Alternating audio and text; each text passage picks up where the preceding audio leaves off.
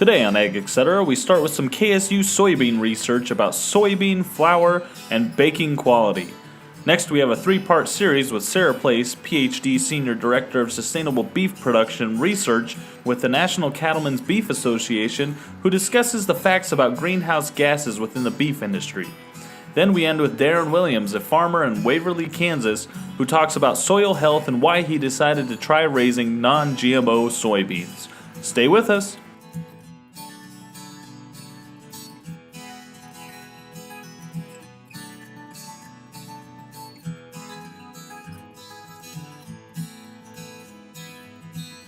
Closed captioning brought to you by Ag Promo Source. Together we grow.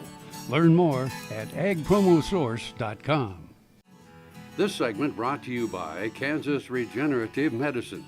Your stem cells, your health, your life. I'm Yung Hui Lee. I'm assistant professor from Green Science at K State. So really my research on the baking science, cereal chemistry and baking science. We work a lot with wheat, but also with soy.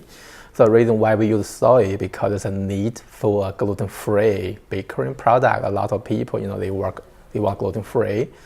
They because of celiac disease, and some because of the gluten sensitive, and some because they thought gluten-free is better for their health. So there's a very strong growth of the gluten-free market. That's why we want to use soy into this bakery to see if we could utilize a lot of soy as a major and as a primary ingredient in the gluten-free bakery. So for the first year, we are working on a bread, we like bread products. We call those as a yeast leavened product, bread, buns, rolls, those type of products. And then for the next year, we propose to work on other type, we call those as chemically leavened products. So you look at like the cookies, crackers, cakes, biscuits, so on and so forth. So for the first year, we actually have been making very good progress. We start in July 1st this year, and then we hire a master student and start in about August. So he's working on the bread development. So we kind of adjust all the formula. We use some base flour, and then we develop a very nice base formula, and then we replace like different amounts of the base flour with soy flour, from like 10% to 50%. We do see, with the normal formulation, you are going to have a lower volume with the replacement of the base flour with soy flour. So that's why we are working on, with a different combination of those ingredients. We are working with gums, with hydrocolloids, emulsifiers, enzymes, and all those type of, of the ingredients to improve the formulation property with soy flour. And then we are still working on that, but, by the end of the first year, we will develop some nice formulation with soy at least 40 to 50% of the base flour. We are going to measure those volume, the texture, like how they really feel, taste, and also their shelf life, and their nutritional aspects. And then for next year, we'll move to other type of the bakery. So hopefully with the completion of the 2-year project, we will cover the application of soy in those major types of bakery, and we will develop all those needed science, technology, all the information for those interested parties who want to use soy in their, or make that commercially available. Definitely there are a lot of challenges, that's why there's not commercially used, very little information available. Use soy as a major bakery because soy is different from wheat. The wheat have very nice gluten.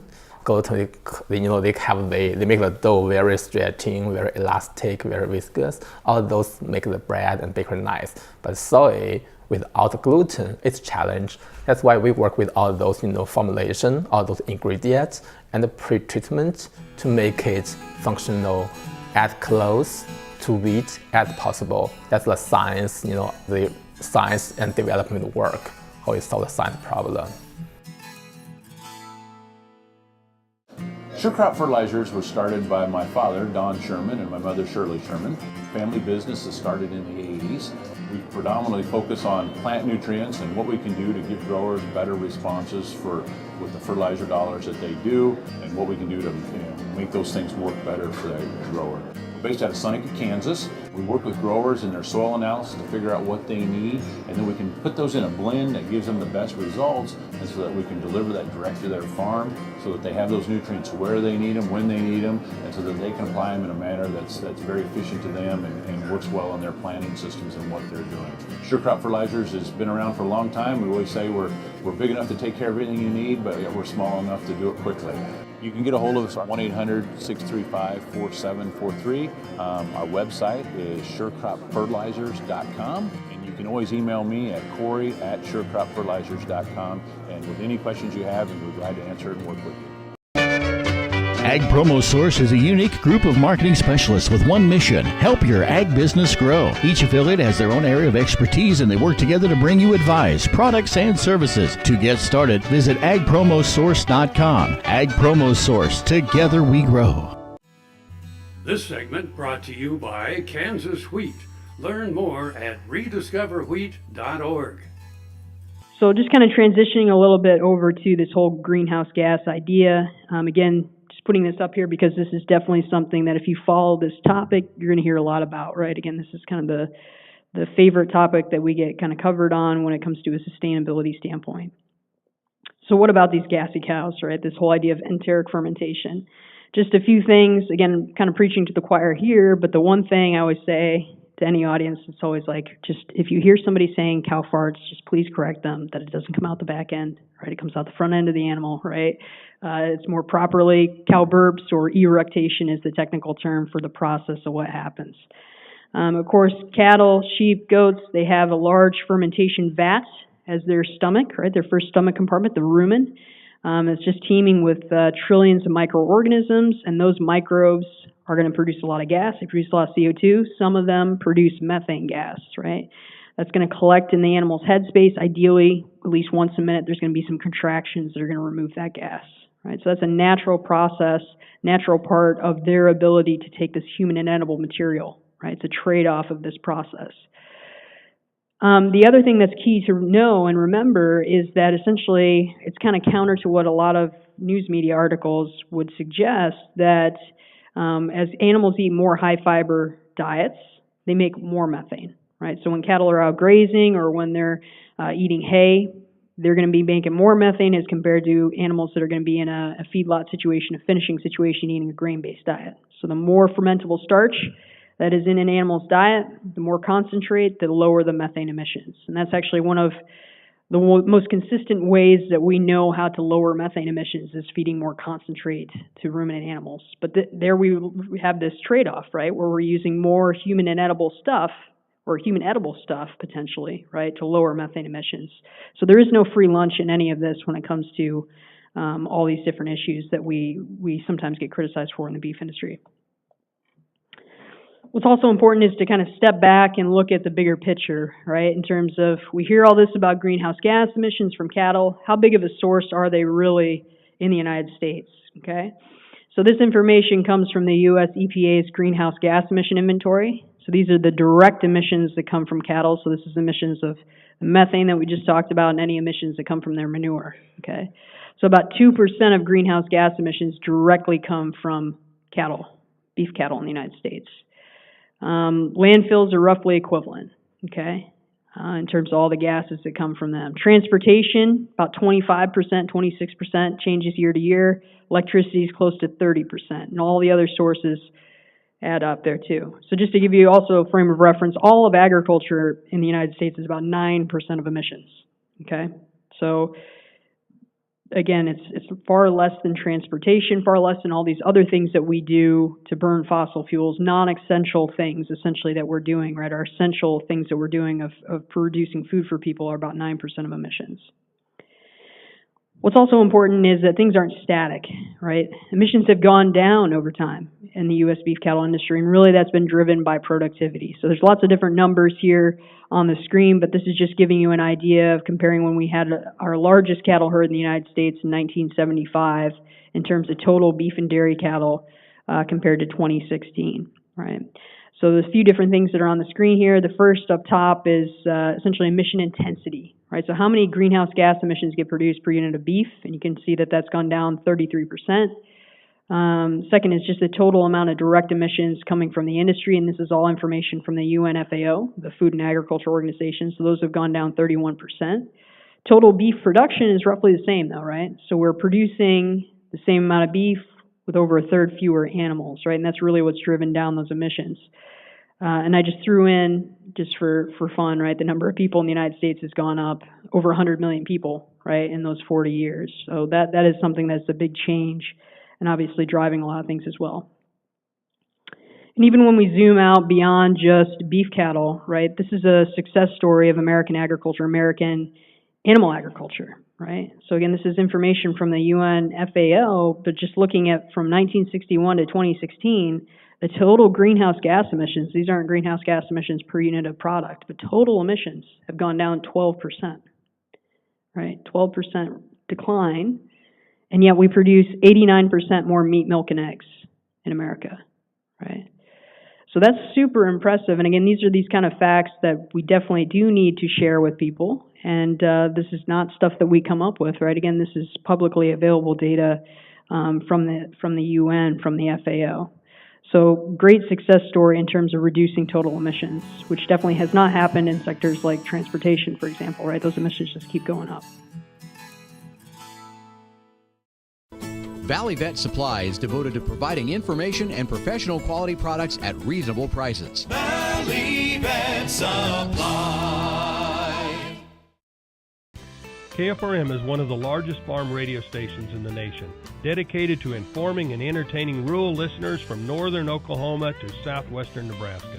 You can catch KFRM in many ways, of course, 550 on the AM dial, streaming at kfrm.com, or on your smartphone by going to the TuneIn Radio app, or on Ag AM in Kansas on Tuesdays and Facebook every day of the week. KFRM, tune us in. You'll be glad you did. This segment brought to you by SureCrop, liquid crop nutrition delivered right to your farm. So just one more historical comparison, just because I like these. But compared to 1909, right? I started this off with this quote from Dr. Armsby. So what was happening in 1909 compared to close to today, right? What are the changes that have taken place in the United States? So the U.S. population has increased from 90 million to over 320 million, right? In those over 100 years. Good news, right? Our life expectancy's increased. Mostly, a lot of that's driven by, right, not having young children die. That's a good thing. But check out our number of motor vehicles registered, right? That's gone up 84,000%. Seems like that might be an issue, right? The number of motor vehicles per person has gone up 27,000%, and the number of cattle per person has gone down 58%. Okay.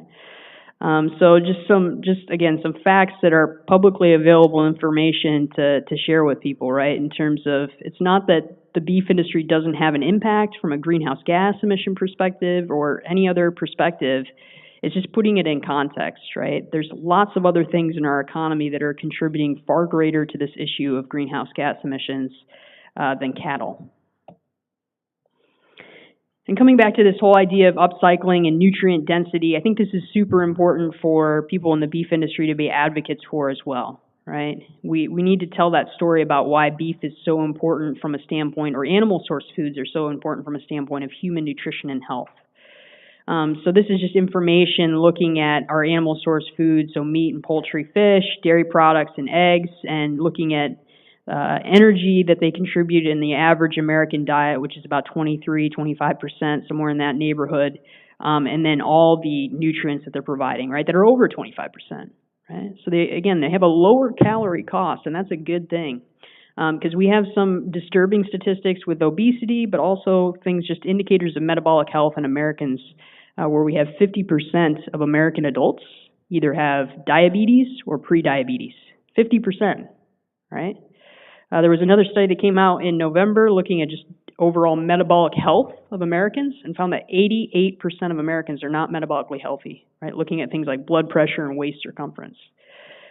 So we really need to turn this whole sustainability discussion away from we need to produce more calories. We do not need to produce more calories, right? We need more nutrient-dense food, rich food for the United States, for around the world, and that's what livestock do, right? They concentrate those nutrients and give them to us at a lower calorie cost. I dug trees by hand for years and years and years. In the process, I wore out my rotator cuff. But when I learned about this process, I thought if there's a way to get rid of this pain, then I wanted to do it. So we did it, and it worked. I'm not going to go out and dig trees with a shovel anymore, but I can do the things that I want to do now.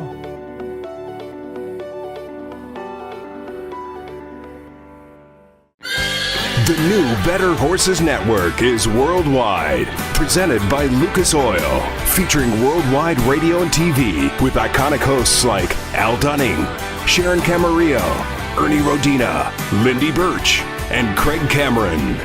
With American Cowboy, Horse and Rider, Brushy Creek, Cavenders, and Ride TV. Worldwide radio and TV. The all-new Better Horses Network. This segment brought to you by Kansas Corn. Learn more at kscorn.com. And just bringing this all together in this whole nutrition and greenhouse gas emission issue and this whole idea of upcycling, this is a really interesting study that came out in the fall of 2017 that was published in the Proceedings of the National Academies of Sciences. And essentially, two animal scientists looked at this whole idea that is out there, right, of meatless Mondays, right, or less meat, less heat. They put it to the most extreme test. They said, what if we could reduce meat consumption completely to zero, right? What if we had no livestock and every American, including, oh, by the way, the 140 million cats and dogs that are in America, are also now all vegans, right? Everybody has to eat a plant-based diet. What would actually happen with greenhouse gas emissions, okay? So you can see the headline at the top there, right? We would reduce greenhouse gas emissions by 2.6%, okay, in the United States. And I put in parentheses what that is globally, okay, what it's equivalent to globally. So less than 0.5%. We would produce more pounds of food, we would produce more calories, but we wouldn't have enough essential micronutrients to actually nourish everybody in our food supply if we had no animals, right? And of course, a big one there is vitamin B12. There is no vitamin B12 without animal source foods. And that's really important for cognition, right, for memory, right? So we'd have really overfed people that would have mental issues. So it could be a problem. But we would reduce greenhouse gas emissions, right? So that's all that matters. So that's super important. The other thing that's going on the screen in terms of this bar chart is why this paper, I think, is really good, is because it looked at some of those unintended consequences. What if you get rid of livestock? What actually happens, okay, with greenhouse gas emissions? So looking at this bar chart, the plus animals is our current situation, right? And if you can't see the scale, the main thing to look at is that big blue chunk are the greenhouse gas emissions that come from animal agriculture. And then the minus animal situation is this vegan scenario, right, where we get rid of all livestock. And the key takeaway here is you don't just remove those emissions from animals, right? You're going to have to add back some things that you're not accounting for. Like if we have no animals, we have no animal manure. Right, so we're going to have to rely a lot more on synthetic fertilizer. We're going to have to rely more on legumes, both for our own nutrition in terms of protein, but also adding back more nitrogen in our soils, right? And this is just greenhouse gas emissions. This isn't looking at all the ripple effects that would happen probably with grassland conditions and with soil erosion, right? All those other problems that we would probably have. And then finally, the last thing I'll just say on this is this assumes all livestock would disappear, right? So the cows cannot go to a petting sanctuary, right, where everybody's going to pet them 3 times a day, right, because then they'll still be belching out methane, right? So this is super important, right? We have to have one last giant barbecue, and then that's it, okay?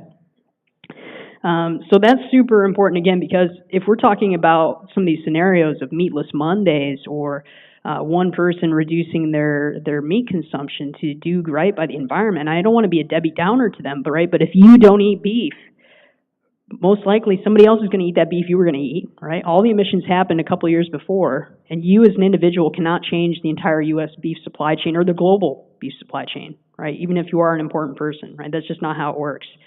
So this is really important from a standpoint of talking about these environmental scenarios, is oftentimes they ignore all these indirect effects and unintended consequences. Kim Mannering with Hardy Insurance. Today we will talk about umbrella coverage. Did you know that if your cattle get out, you could be held liable for that? Call me, let's have a discussion. 316-945-6733.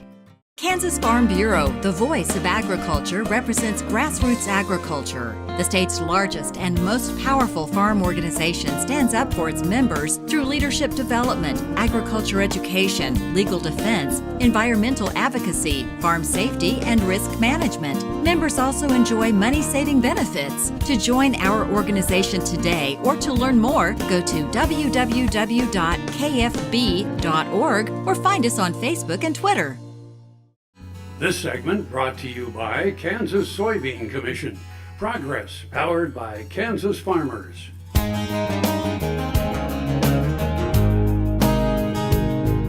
Well, my name's Darin Williams, and we farm in Waverley, Kansas, on the east central side of the state of Kansas. We got into no-till and cover crops back in 2010 at the same time, and it just intrigued me to see if we could grow conventional or non-GMO soybeans and achieve the same yields as the Roundup Ready, 1 or 2s that were out at that time. So I started doing soybean plots under no-till conditions so I could get my own yield data, and I was putting Roundup Ready in with non-GMO seed. And then after several years of making a lot of phone calls and building a lot of relationships, we're finally at the point where we can market 3 to 4 different varieties that we sell at our seed facility, Natural Ag Solutions.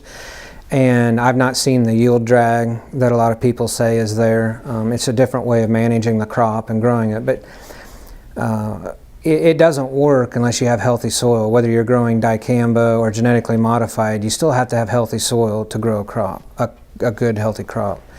And it just seemed like a natural thing to do since we were learning no-till and cover crops at the same time to see, it was more out of a curiosity thing to see if we could do it. And now that we've gotten farther into it and we've seen the profitability that's there, it has helped because there's some tough times with the grain prices and stuff the last 3 or 4 years, and capitalizing on anywhere from 50 to 75 cents over the futures price is a big deal on a substantial amount of acres, but it's not been without a lot of blood and sweat and a lot of determination to make it happen.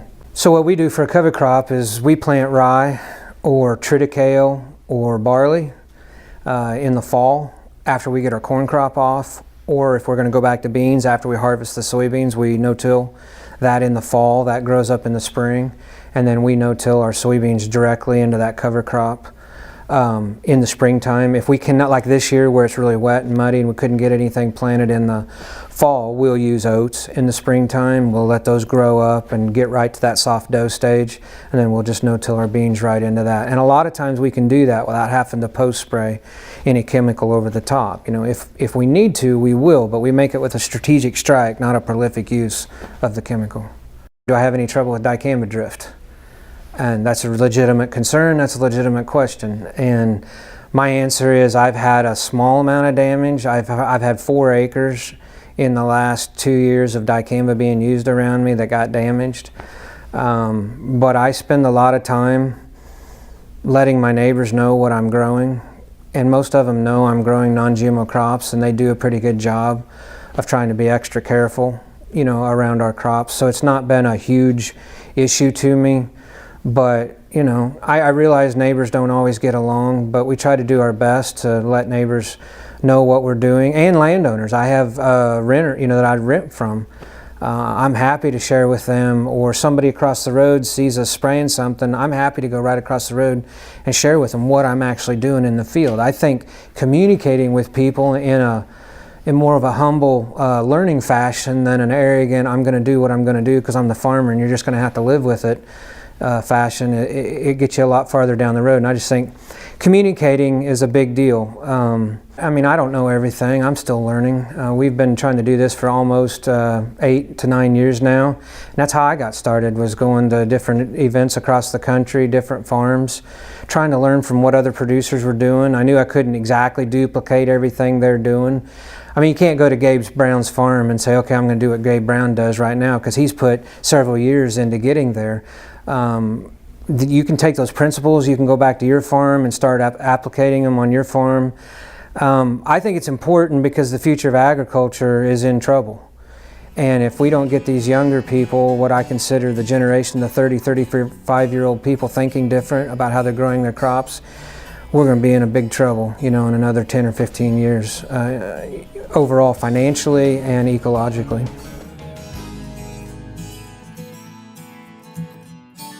Closed captioning brought to you by Ag Promo Source. Together we grow. Learn more at agpromosource.com.